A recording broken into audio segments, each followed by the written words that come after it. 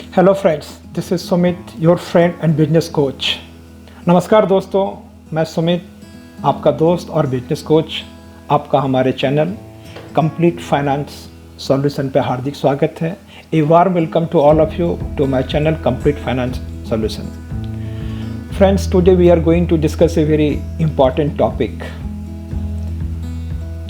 Change in civil policy. दोस्तों, आज हम चेंज इन सिविल पॉलिसी पे बात करने वाले हैं। ये इतना इम्पॉर्टेंट इसलिए है दोस्तों कि इसका असर सीधा 100 करोड़ भारतीयों पे पड़ता है, जो लगभग हमारी पूरी आबादी का लगभग 75% है। ये उनके ब्रेड एंड बटर से सीधा जुड़ा हुआ है, इसलिए ये हमारे लिए बहुत इम्पॉर्टेंट है। आपसे मेरा अनुरोध है कि शुरू से अंत तक देखें, आपको इसमें मज़ा आने वाला है। दोस्तों, ये जो हमारा पर्टिकुलर एपिसोड है वो बेस्ड है श्री राजेश कुमार MD CEO जो ट्रांस यूनियन के हैं। उनके इंटरव्यू हुआ था 24 मई 2020 को, तो ये इस इंटरव्यू पर बेस्ड है। दोस्तों, जैसा कि आपने ऑब्जर्व किया होगा, आमतौर पे हम इस चैनल पे ना सिर्फ आपको सूचना देते हैं, ना सिर्फ आपको इन्फॉर्मेशन देते हैं, बल्कि तथ्यों के आधार पर, फैक्ट्स के आधार पर हम उसका विश्लेषण करते हैं, उसका विवेचन करते हैं, उसका एनालिसिस करते हैं, ताकि आप उस इन्फॉर्मेशन का यूज कर सकें अपने रियल लाइफ में। अब दोस्तों, इन्फॉर्मेशन का अपने आप में कोई मतलब नहीं है अगर वो यूजफुल ना हो, अगर आप उसको अप्लाई नहीं कर पाए। तो हमारा यही कोशिश रहता है। दोस्तों, जैसा कि आपको मालूम है कि हमारा देश एक विकासशील देश है और यहाँ पे प्रति व्यक्ति आय जो है वो बहुत कम है।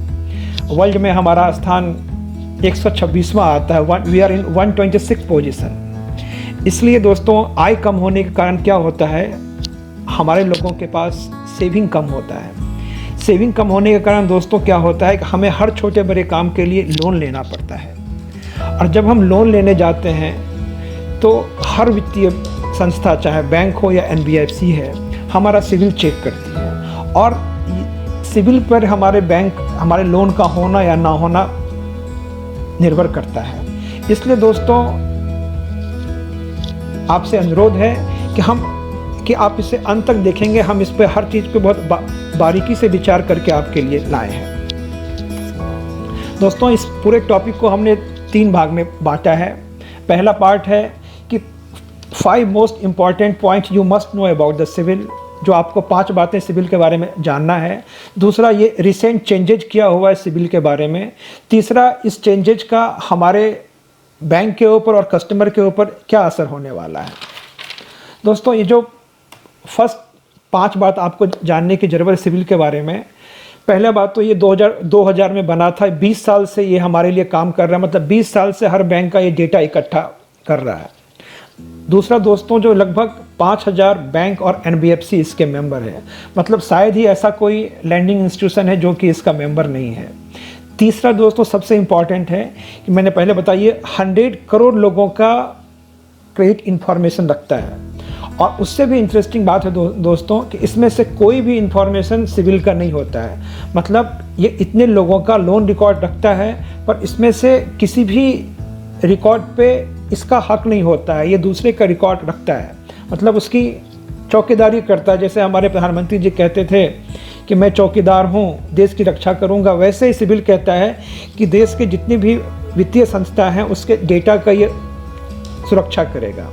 दोस्तों, ये नीचे मैं आपको एक एनालिसिस बताता हूँ। हमारे यहाँ एक जो इंडिविजुअल इंडियन है वो कम से कम 10 लोन लेता है। मैं बताता हूँ कैसे। एक होम लोन लेता है, होम लोन लेने के बाद कुछ समय के बाद उस पर वो टॉपअप लेता है। फिर बच्ची की शादी करनी होती है तो वो उस पर मॉर्गेज लोन लेता है, फिर उस पर वो टॉपअप लेता है। बच्चे को पढ़ाने के लिए एजुकेशन लोन लेता है। फिर जब कोई सामान खरीदने जाता है तो वहाँ TV खरीदने के लिए, फ्रिज खरीदने के लिए उसको लोन मिल जाता है। फिर 2-3 क्रेडिट कार्ड तो उसके पास रहते ही रहते हैं। अगर वो फार्मर है तो एग्रीकल्चर लोन भी ले लेता है। अगर कोई MSME का व्यापारी है तो 1-2 वर्किंग कैपिटल टर्म लोन वहाँ भी ले लेता है। तो एवरेज जो है वो कम से कम 10 लोन वो ले ही लेता है। दोस्तों, मैंने देखा है कभी कभी किसी लोगों के पास 100-200 लोन भी रहते हैं। एवरेज मैंने 10 अकाउंट लिया है और एक अकाउंट में दोस्तों लगभग 10-12 मीटर होते हैं इन्फॉर्मेशन के। एग्जाम्पल के तौर पे उसका नाम क्या है, किस बैंक से लोन ले रहा है, कितना लोन ले रहा है, किस टाइप का लोन ले रहा है, कितना रेट ऑफ इंटरेस्ट है, कब वो लोन भरने वाला है। इस टाइप से लगभग 10 पैरामीटर होते हैं और तीनों को अगर हम क्लब करते हैं दोस्तों तो ये 10,000 करोड़ इन्फॉर्मेशन सिविल के पास रहते हैं। दोस्तों ठीक सुना आपने, 10,000 करोड़ इन्फॉर्मेशन। अब सोचिए इतने बड़े इन्फॉर्मेशन को सिविल के पास रखने के लिए उसके पास कितना बड़ा इंफ्रास्ट्रक्चर की ज़रूरत पड़ेगी, कितना बड़ा सॉफ्टवेयर उसका स्ट्रांग होगा, कितनी उसकी बड़ी कैपेसिटी होगी। सिर्फ इतना ही नहीं करता है दोस्तों, सिविल उसका जितने भी मेंबर लैंडिंग इंस्टीट्यूशन है, जब कोई उसके साइट पे जाता है तो उसको उसके हिसाब का रिकॉर्ड देता है, ऑनलाइन डेटा मेंटेन करता है। तो ये बहुत ही वास्ट है इंफॉर्मेशन दोस्तों सिविल के पास।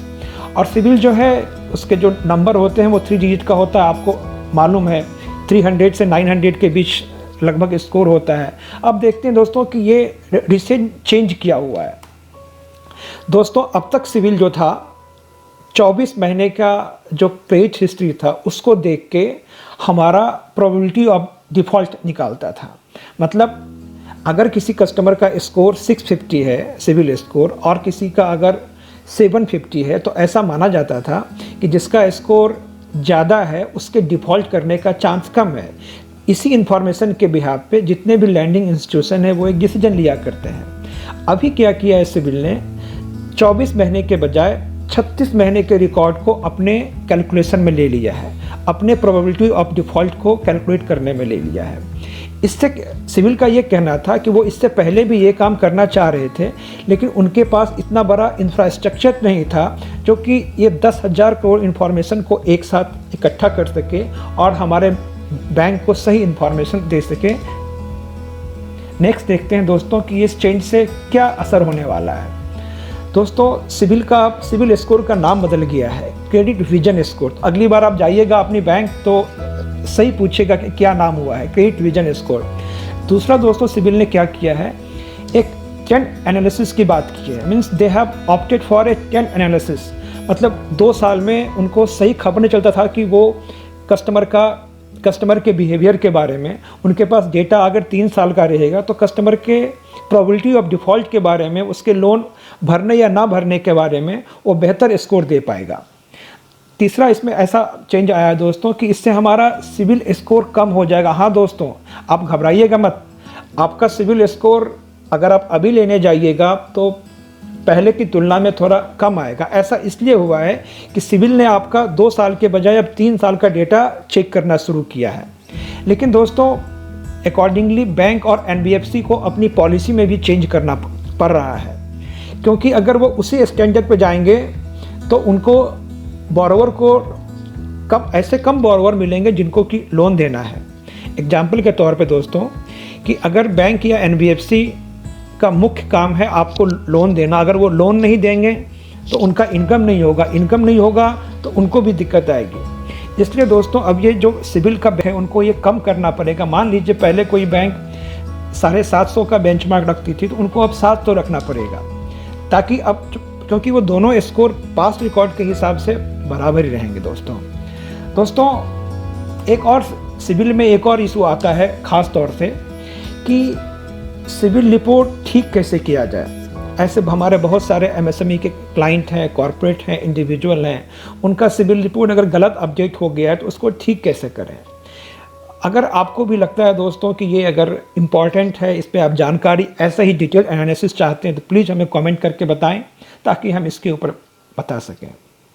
साथ ही दोस्तों अभी 22 मई को आरबीआई ने एक डिटेल्ड मॉनेटरी पॉलिसी लेके आई थी।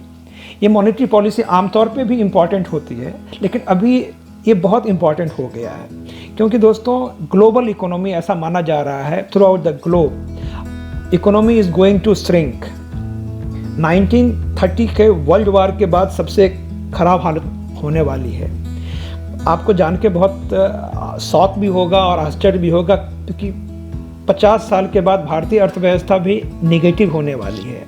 वो ये सब मंदी की तरफ इशारा कर रहे हैं। ऐसे कंडीशन में जो आरबीआई की ये 22 मई की पॉलिसी है वो हमें बताती है कि हमको इस मंदी से बाहर कैसे निकलना है, क्या क्या कदम उठाना है।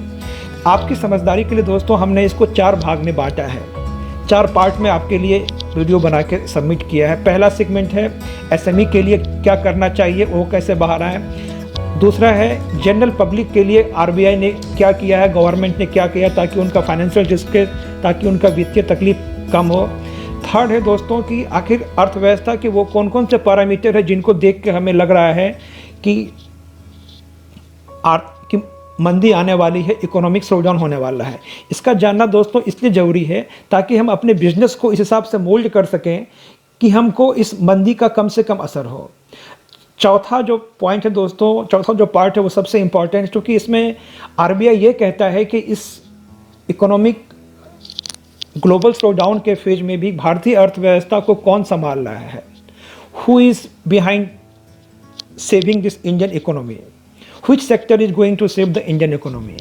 तो ये एक खास एपिसोड मैंने इससे जो एमएसएमई के क्लाइंट हैं, जो हमारे आम पब्लिक है, उनको ये समझ में आएगा इस ग्लूमी अर्थव्यवस्था के समय में भी भारतीय अर्थव्यवस्था का ऐसा कौन सा सेगमेंट है जो उनको सपोर्ट कर रहा है, जो उनको आगे बढ़ा रहा है। मेरा आपसे आग्रह है ये चारों एपिसोड आप ज़रूर देखें, आपको इससे अपने बिजनेस में, अपने लाइफ में नई जानकारी मिलेगी जिससे आप एक इन्फॉर्म डिसीजन ले पाएंगे। जाते जाते दोस्तों मैं आपको बताना चाहूँगा कि एक और सीरीज हम लाने वाले हैं मोबाइल इंडस्ट्री के बारे में, जो कि हमारे आम जीवन में इतना इम्पॉर्टेंट है, फिर भी इसके बारे में बहुत कम लोगों को जानकारी, लोगों के पास इन्फॉर्मेशन तो है, बस उस इन्फॉर्मेशन का एनालिसिस नहीं है, उसका विश्लेषण नहीं। मैं आपको जाते जाते एक बात बता दूं, मोबाइल इंडस्ट्री जो है हमारे पूरे अर्थव्यवस्था का, हमारे जीडीपी का लगभग 8.5% है। मतलब अगर 200 लाख करोड़ की हमारी अर्थव्यवस्था है तो ये लगभग 17 लाख करोड़ की है। जो अभी इकोनॉमिक पैकेज दिया गया है 20 लाख करोड़ का, लगभग उसके पास में उसका 75% है। इसके बावजूद दोस्तों कहते हुए बहुत शर्म भी आ रही है और बहुत दुख भी हो रहा है कि इस 17 लाख करोड़ में कोई भी भारतीय कंपनी का इसमें बहुत कम कंट्रीब्यूशन, ये सारी की सारी जो मोबाइल इंडस्ट्री है वो विदेशी कंपनियों के पास है। तो क्या हमारे आईआईटी, हमारा आरएनडी कुछ ऐसा नहीं कर सकता है कि इसमें कुछ हमें भी मिले? इस सारे चीज़ को जोड़ के दोस्तों एक मोबाइल इंडस्ट्री पे एक ऑन रिसर्च पेपर लेके आ रहा हूँ। मेरे हिसाब से वो बहुत अच्छा लगेगा आपको। प्लीज़ हमारे अगले कुछ एपिसोड, अगले कुछ दिनों में वो आएगा, आप ज़रूर देखिए। दोस्तों आपने इतना समय दिया, आपने इतना प्यार दिया, इसके लिए आपका धन्यवाद। Thank you.